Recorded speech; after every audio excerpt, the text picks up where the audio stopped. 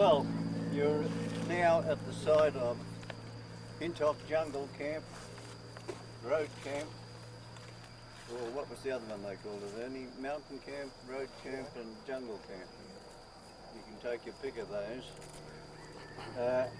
This would be, as far as Ernie and myself is concerned, would be the most important phase of our life up here.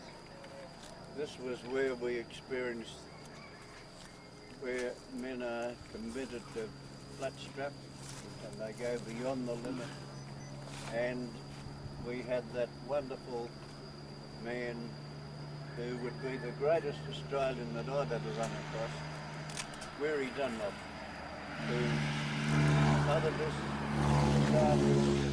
he was our surgeon, he was our commander, and above all he was our friend, and he was our go-between between the Japanese and the Koreans. Now, one of our numbers, Scorp Stewart, described Weary as a lighthouse of sanity in a universe of madness and suffering, and that's just what happened here. I'll give you a bit of a layout of the places we knew it back 62 years ago, and that's a hell of a long while ago, isn't it? This place was all massive groves of bamboo up everywhere. We didn't have a road, of course, and that road it's been raised, I would say, about 5 feet from the time that we were here. There was just, when we first came here, there was just a dirty, dusty track going, and that is the road, the climb on that road that went up to Burma.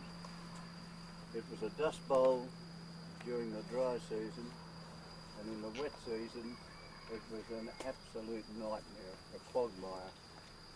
This is Hintok Mountain as we knew it, and there was a stream coming out of there, ran down along, more or less that gutter along there, went along there for a matter of about 200 or 300 yards, went across the road, and then went and ran alongside that escarpment there on the other side there. That stream is the reason why the camp was placed here, because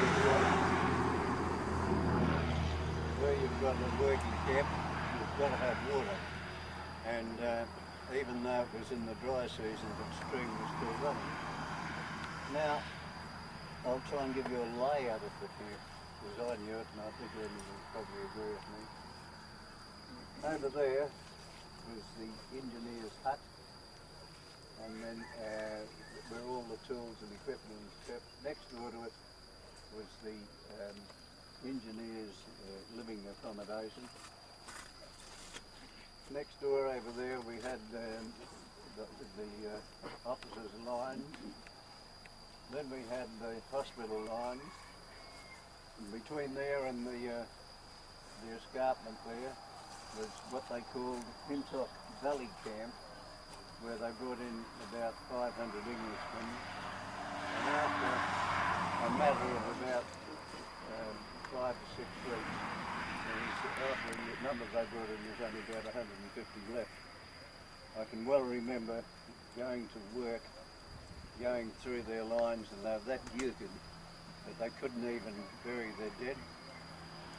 And it was quite common in the morning to have to walk past a number of corpses, naked corpses. It was pelting rain. It was just a horrible reflection, but that's reality, and this is really what we may sound a bit emotional, but that was a fact of life. Now, I'll try and regain my thought and what I'm trying to talk about. The area here of the morning, up there, there'd been hundreds of monkeys. They were everywhere. They were just chattering away there, monkeys by the dozen, and they would wake you up every morning. Now, the lines for the men who were doing the actual work on the railway was up there. The toilets, which were so very important, were down the back. Now we hadn't been here very long, of course, before amoebic dysentery and malaria began to manifest itself. Amoebic dysentery is a terrible scourge. It probably killed more men on this railway than any other disease. It attacked the people when they're at their lowest. It was a kind of a little germ that hook into the lower bowel, and at that time the only known cure for it was a drug called emetine, and the Japs weren't about to give us any emetine, and so men were absolutely transfixed, more or less, in their motions. To get to that toilet of a night time when the rains came was an absolute nightmare. You had to walk barefooted through deep sloshy mud.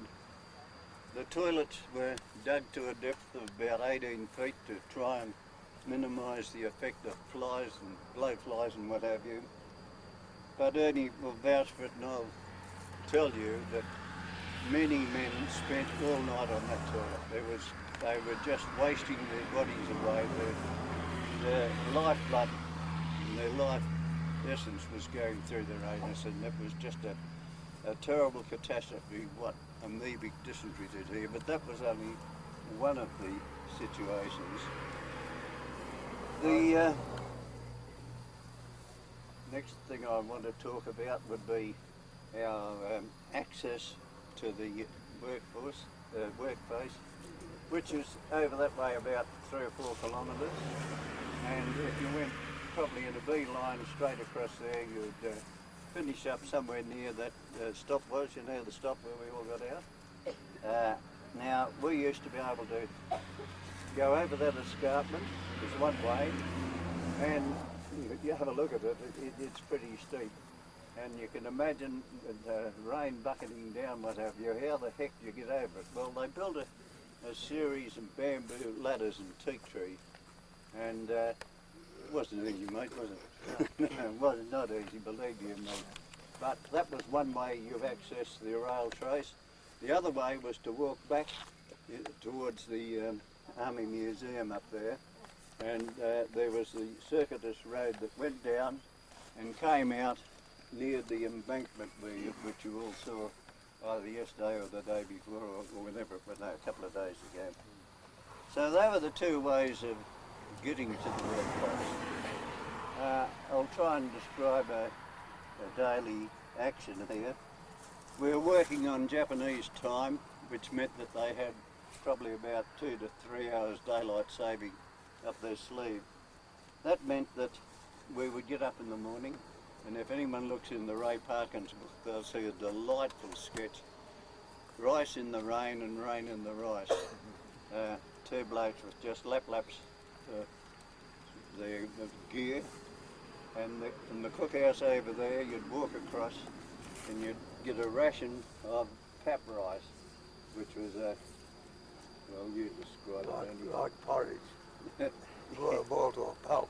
Boiled to a pulp, and it was the idea behind that, you could make it go a bit further because it had a lot of water. 90% water.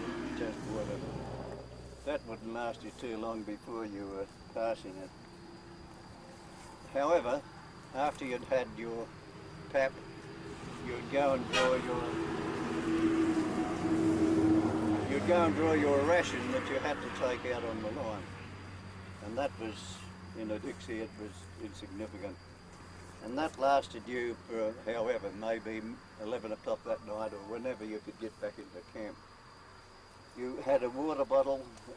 One of our majors had devised a wonderful scheme for boiling the water, putting it in and having spigots to run it into water bottles, and that got rid of a lot of the problems there.